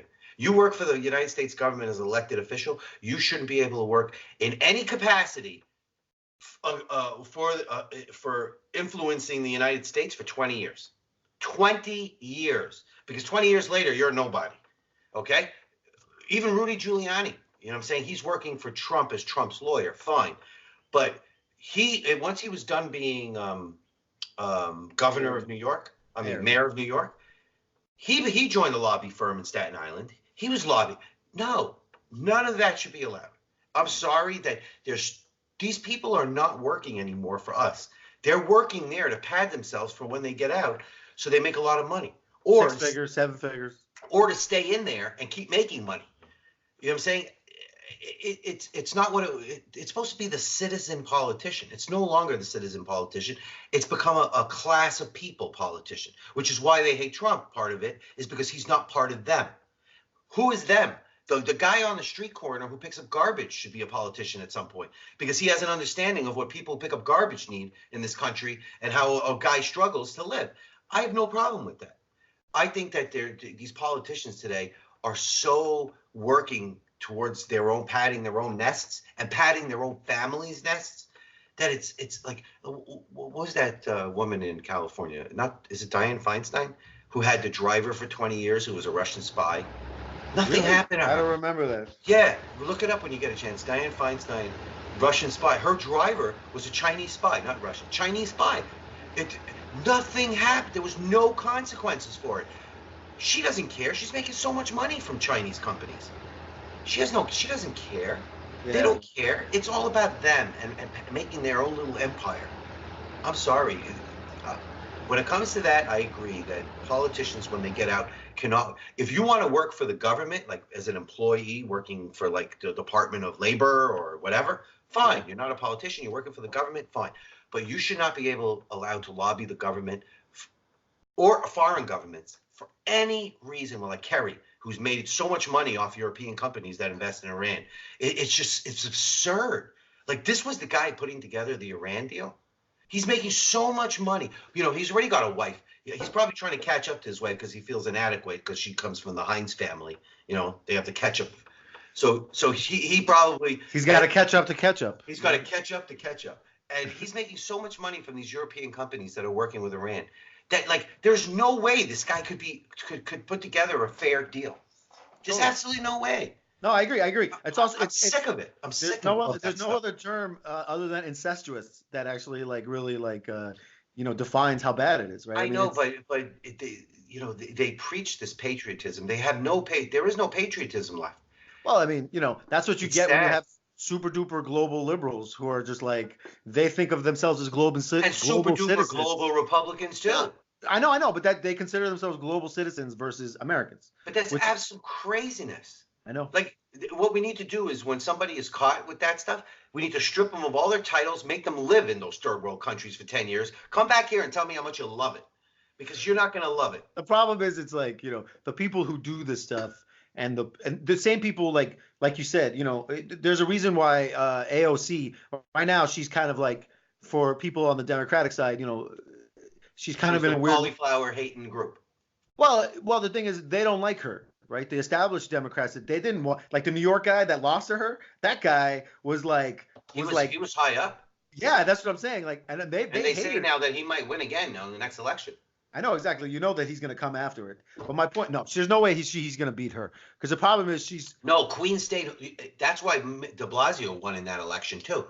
Nobody came out in New York to vote.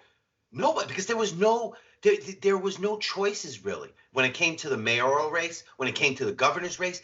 Nobody came. It had like the lowest percentage of voters come out. So they say that if the next election happens, and it's I think it's going to be the presidential election, she's in trouble, because if people come out to vote because of the presidential election, also because the mayor's going to be gone as well, if he's up, there's a good chance that Queens, who wouldn't vote for her, she got all the votes from the South. But the thing is, she's made a really good name for herself. Even if you don't like her, she's made a name. There's something to be said. I don't even remember who the other guy is. Do you remember the other guy's name? It's some Irish name. I'm just saying. She's taken Joe Crowley. Crowley, that's it. Crowley. You're right. You know how good I am? Good job. Well, I mean, you do live in New York. I mean, it's like, you should be a little Joe bit Crowley, and he was right up. He was like heading into the leadership positions. Absolutely. And now that whole district got destroyed, and then probably thinking governor at some point or something. Yeah. And now AOC destroyed that Amazon deal, and now they're moving into Manhattan. You heard they're moving by the Hudson Yards.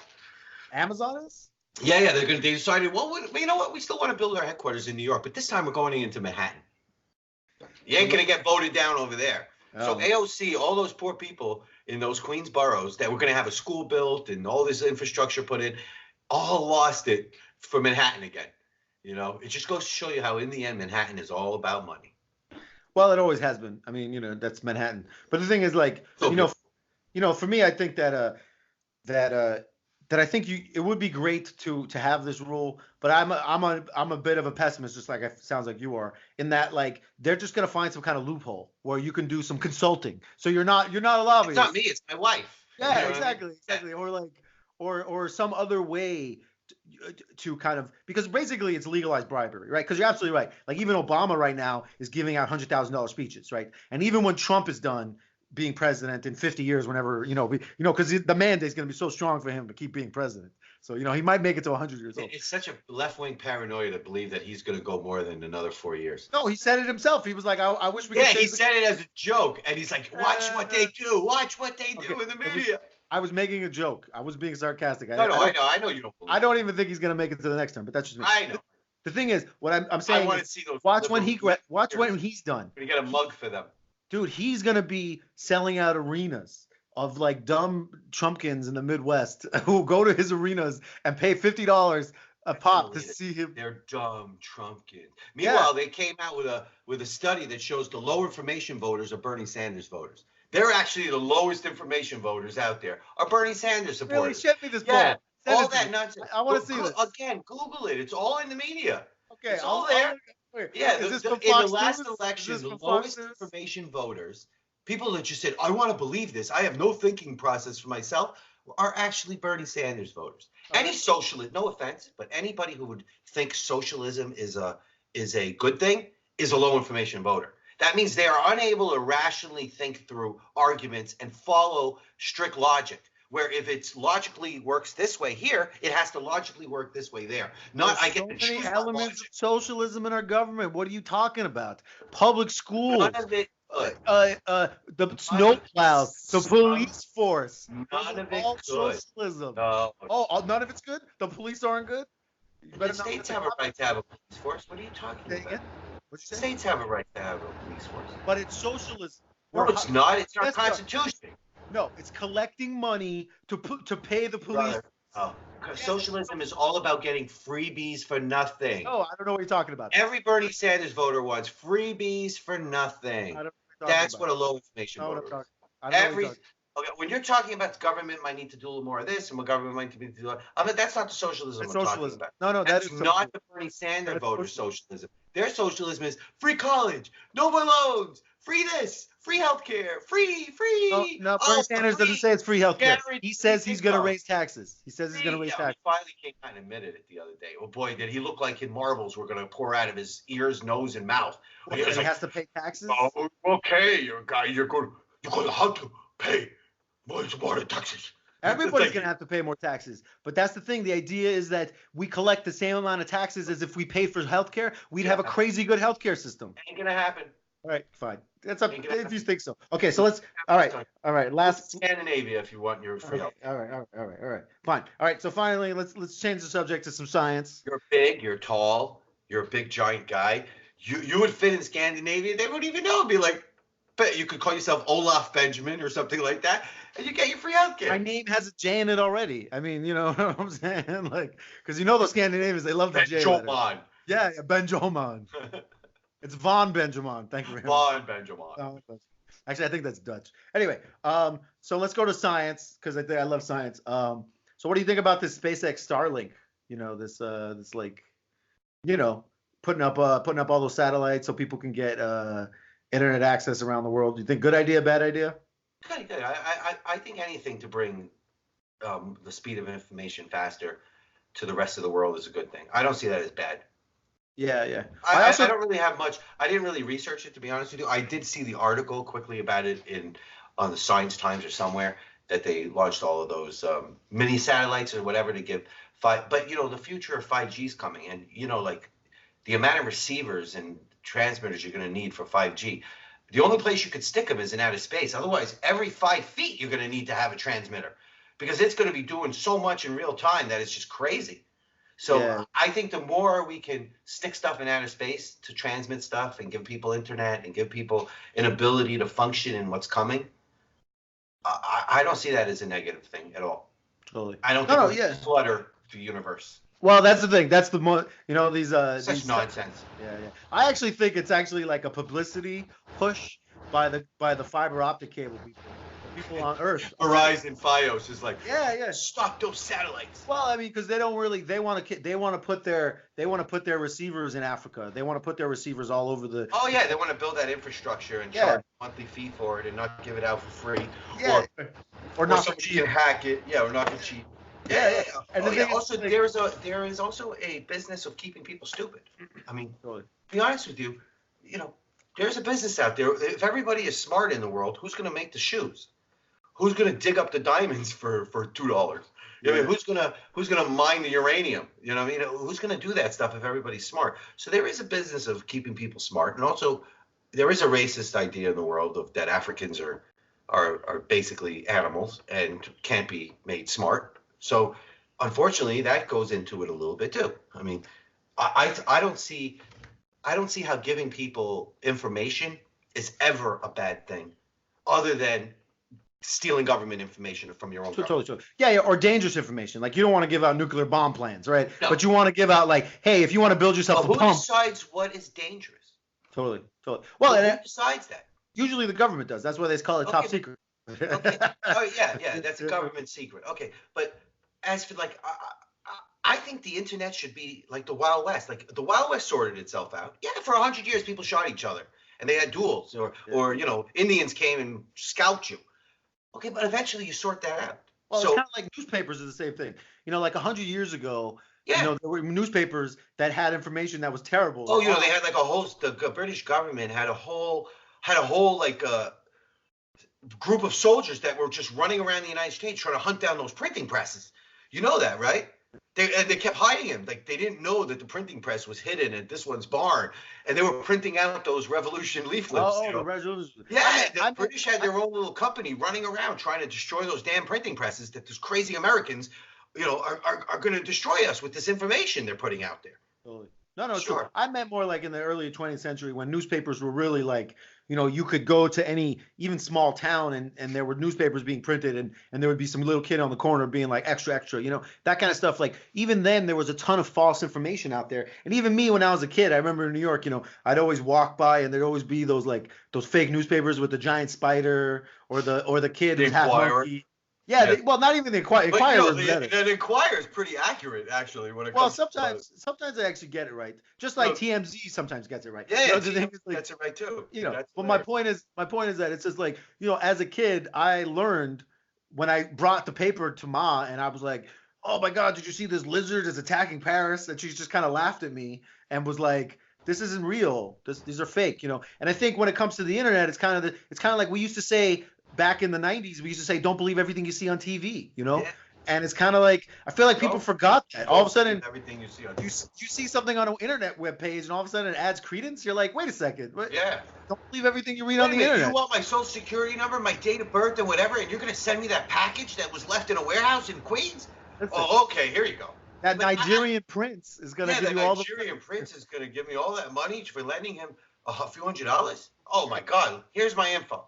And that's what I'm saying. So the thing is, I just feel like when it comes to what you're talking about, it's just kind of, there's a certain level of savviness that my daughter, she doesn't believe a word she sees on the internet. Like I tell her, like, be careful with Dad. What are you talking about? Of course it's nonsense. And I'm like, wait a minute, it's not? Yeah, of course that's nonsense. Like her generation, we're the newspaper reading generation compared to her. Like she's like, yeah, this is all nonsense. And imagine like my mother-in-law. How old she is, she believes, like sometimes she'll say stuff like, did you hear about it? And we're like, that's not real. Like, no, that's not real. Or one time there's this thing I posted on Facebook every so often called the Babylonian Bee. Do you ever read the Babylonian Bee? It's like a conservative fake news site, like which puts out comedic kind of stuff. Oh, it's like Onion. It's like a conservative version of the Onion. Right. And it's called Babylonian Bee. And they put it at one time, she's like, did you see that article? And I was like, that's not real. Like, that's a big problem with the have to be better name, by the way. That's not real. That's a fake news site. That just, or also when she came over just a few weeks ago and she was like, did you see Nancy Pelosi talking? Like she had this whole conference and she sounded like she was having a stroke. And I was like, it's not real. They slowed the video down. Now, has she made a lot of stupid, incoherent comments over the last few years? Yes. But not like over half an hour. Yeah. And she went like, if you watch that video, sounds like she's high, drunk, and having a seizure all at the same time. It was hilarious. Yeah, no, for sure. I mean, the thing is, it's just like, I also think that, on a different level, I also think that putting the satellites in space, well, for information, I agree. I love YouTube. I watch science YouTube stuff, and I even learning about like stuff like, you learn about it in biology in high school and stuff like that. But when you're in high school, you weren't really listening, and it was kind of like you're not paying attention. Well, I listened in those classes. Yeah, exactly. But now you kind of have free time, and you choose to listen. So then all of a sudden you're a little bit more focused. So learning things about like RNA versus DNA, and learning how like ATP works. I love that stuff. That's super fascinating. Or What If? You ever watch What If? What If? Yeah, they have these videos online. It's called What If. Like, what if gravity disappeared for 5 seconds? Oh, nice. Or what if this happened? Or yeah, electromagnetism didn't exist. Yeah. Well, exactly. I love those shows because they're so interesting. It's like, holy cow, I never thought of that. Yeah. Well, I love right now, I've been doing a lot of research on induction motion, induction motors. That's what Tesla uses to drive their cars, are induction motors.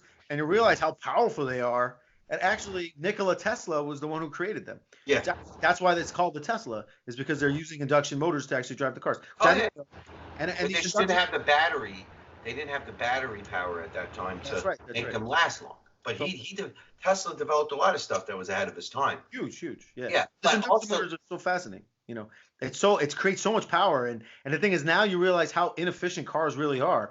If they would have focused on comparatively the induction motor. I'm going to put dead dinosaurs in my car till the day I die. All right, if you say so.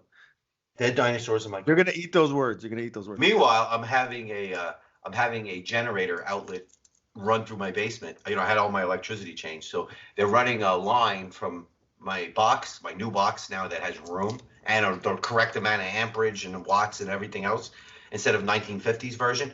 they're running a line out to my backyard where I'm gonna have a plug there. So if we have like a storm and it knocks me out, I can plug a generator in and it automatically shuts off the main box and opens another line just to the house, within the electric box. But also part of it I read is that it's easy enough from there to install one of those charging stations. Nice. So it's going to be right in the right place where my car parks, where I can actually have a charging station put in.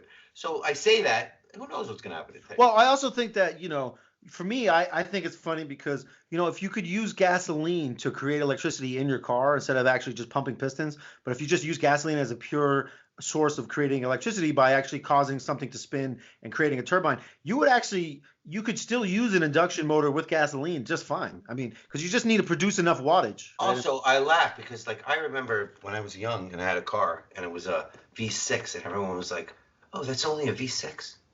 I was like, yeah. Oh, the V6s, man, they suck. Like, you got to have a V8. Yeah. And now, my latest car I have, which is wonderful, has sports mode, four-wheel drive mode, it's got a V4. Nice. It's got a four-cylinder engine. So as electricity gets more... I drive a 3-cylinder BMW, so I totally... Do you really? Or is it just one of the blew out? No. I have a 3-cylinder BMW, but it's great. It's an old 1990-something 318 Ti. I believe it's only 3 cylinders, but I love it. It drives around these hills in San Francisco like nobody's business. Yeah, mine's a 4-cylinder, and in 30 years ago, there would have been no power for that in a 4-cylinder. The engine would have exploded, but now they're like aluminum blocks, and they use special types of metal, and it's just amazing to me. As electricity gets better, watch how fast gasoline is going to get more efficient. Yeah. There's no incentive for efficiency. Yeah, government can pass the rules, blah, blah, blah, blah, blah. But watch how fast if gasoline is going to get efficient. You know when I realized how you don't realize how much energy is in gasoline is one time I wanted to light my fire pit. So I took a little cup of gasoline, I poured it in there, and a little bit dripped off the edge. I said, I'm just going to light it with a lighter. Terrible. Thinking it's going to light like oil, like go light up. Yeah. It was like, poof, and it was like, boom. And I was like, holy cow. In that little tiny cup of gasoline was so much energy that was released instantaneously that I'm like, there's no way. There has to be a way for them to spit less of that gas into a cylinder and make that thing spin. There has to be somebody who's going to figure and that's what I was saying. Like, even the design of these cars, because they're so like, they're not really that modular, the Tesla is more modular. Like, you could take out the induction engine and put the other one. You could take out the battery packs and put the other. Cars, you can't really do that. You can't just be like, oh, I need to transmission. Yeah, you got to change the transmission, but because the way the cars are developed, so everything has to be the right size, it's taken over on the thing. Now. Oh, really? How about now? Now you sound like you're in a whatever, but that's cool. Is this better? Yeah. Your balls sound sweaty though. Sorry, I just had to make the joke. How about this? Is this good? Yeah. Anyway, so I think we're basically done chatting for the day. Any other interesting subjects you want to bring up, or are we good? The funny thing is, I was kind of really busy this week, so I really didn't get a chance to do much reading or cruising the internet or watching TV even. I feel like the only thing we didn't cover is that Mueller thing. But honestly, I don't really think he said much. So I think people try to make more hay out of it than it really is. Oh, yeah, they went running with it. But that's to be, that would happen every week during the investigation anyway. They got one more time to do it, where they'll get the headline news for the night. But nothing really happened there. And what's going to happen is what I said. Barr is he hired that guy. And next summer is going to be a fun summer. Not this summer, but next summer. It's going to be it's going to be like during the Nixon administration when they had that summer of all the stuff spilling out. That's what next summer is going to be. And Trump wants it like that because the election happens right after the summer. And there's going to be they're just like building it now. And all of it's going to come pouring out during the spring and summer of next year. And then it'll end by the end of the summer, just in time for Trump to get reelected. Watch. You'll see. We'll see. I don't think he's going to get... again. Okay. All right. Unless something catastrophic happens. I mean, okay. Listen, he can get, God forbid, somebody can do something stupid, or... He's old. He's old. He is 70. He is like 73 now, isn't he, or something like that? So Or we could have the economy tank. Maybe China decides all right, we're not just going to go tit for tat. We're going to go crazy, and we don't care if we kill 10 million of our own people. Well, it's funny. I watched this whole thing about the Chinese. They're trying to create because the petrodollar, right? So the United States, basically all oil around the world is traded in American dollars, which helps prop up the American dollar, especially after Nixon took us off the gold standard. That's pretty much what is holding the dollar really strong and helping the American economy, really. Also helps American banks because a lot of these countries actually just hold those dollars in American banks. So then those banks can then invest. Anyway, so China is actually trying to supplant the United States with the yuan dollar. I mean, with the petro yuan. The problem with the petro yuan is like no one trusts Chinese banks. Like no, of course not. Who would charge a Chinese bank? But you know what? But that could change. That could change. No, I think Bitcoin or some type of coin eventually. This summer is going to be a big deal because by August or October, I think the SEC has to make a ruling, and then October, I think if they don't make the ruling again, like they were supposed to make it a few weeks ago, which is why Bitcoin hit like 9,000 from like 5,000 a few months ago, they kicked the can down to August. And then in August, I think they have a right to kick the can one more time, just in time for JP Morgan to come out with their with their type of coin, the JP coin, I think it's called. And then next year, Facebook is coming out with a coin. The Winklevoss brothers, they already released the coin a couple of years ago. The Winklevoss? The Winklevoss brothers. Yeah, they have their own coin. I actually invested in it and did well. Honestly, I think the only one to invest in is Ethereum. I mean, because they're all based off of Ethereum structure. Yeah. See, very good. So you understand the coins. Well, I made a killing over the last few weeks in Bitcoin and in Ethereum, XRP, and XRP is based on Ethereum, but it's it's faster than Bitcoin or Ethereum when it comes to processing. So you could do stuff in 10 seconds that takes 1 minute with Ethereum and 5 minutes with Bitcoin. So XRP, I think, is the future. They're called the Ripple Pay Network. Yeah. Don't take my advice and invest in it. No, I'm not. I'm pull myself out of it because I think there's going to be another dip before the summer, and then the summer's going to hit. I just don't trust. I trust Ethereum. I don't trust Bitcoin because a quarter of all Bitcoins are held by one account that people don't know who owns that account. Correct. They believe it's the original guy who created it. But the problem with that kind of when you have cornered the market, because that is, if you have more than 25% of any market, that's really cornering the market. Yes. Like that's terrible. I mean, that at some point that person could crash the market for themselves by dumping a ton of it. That's the problem with the XRP. I think the guy who owns that Ripple network guy, Ripple Corporation or whatever, I think there might be something shady back there too, where he owns a big chunk of it as well. Yeah. So that's why it never goes above like 45 cents. It doesn't matter when something goes from 30 cents to 45 cents and you own, 500,000 of them. Yeah. That's still 50%. That's still 50%. Correct. Yeah. So exactly. When I bought into it, I mean, I ended up with like 1,790, Ripple XRP coins. You know what I mean? It was like, wow, that's a lot of coins. No, there's billions of them. But the thing is, I do agree that Ethereum is good. I think Ethereum, when it all settles and the SEC finally accepts it in September or October, and then the financial markets get involved, I think when they finally rip open these things to find out what's happening, I think there's a good chance Ethereum will be the last coin standing, in the sense that anybody that used Ethereum to base their coins or Ethereum coin itself, I think those will be standing and Bitcoin might not be. Yeah. Yeah, because like I said, I mean, Bitcoin, no, I agree. But I think eventually the petrodollar, and I think a lot of dollars are going to, governments are going to lose that power. They're going to lose that power, and Bitcoin, that would be very bad. Internet coin or electronic coin is going to take over. Yeah, it's bad for the United States. Very bad. But at the same time, it's also not so bad for the United States, because guess who has most of the world's gold right now?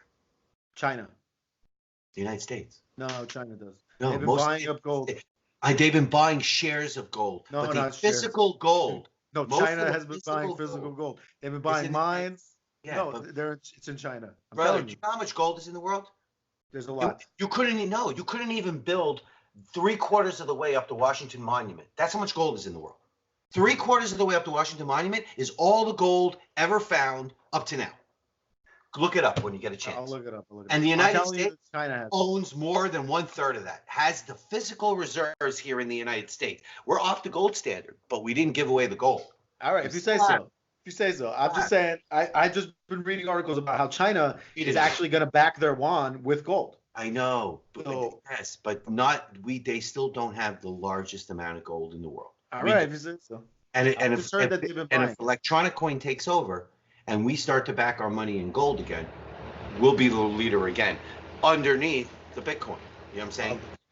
But I think Bitcoin will be a great leveler. You know what I mean? Because governments now that have to borrow at these huge interest rates from richer countries will be able to get a favorable rate. You know what I'm saying? Because it's no longer controlled by the politics. It's controlled by what are you worth? You know, what's it really worth? But it still has a while to go. Yeah, no, it's true. And then, like I said, I mean, China's, and they've been doing a good job. I mean, they've definitely been trying to kind of push their petro yuan. But you're right. I mean, it's going to be a long time, until it actually changes. Yeah, and I know we keep disagreeing, brother. I'm sorry to tell you, China is never going to be the global superpower. It's not going to happen. Bro, when we're talking Chinese, we're like, Ni hao ma, Victor. My daughter speaks Chinese. Wo shi ben. It's not going to happen. Trust me.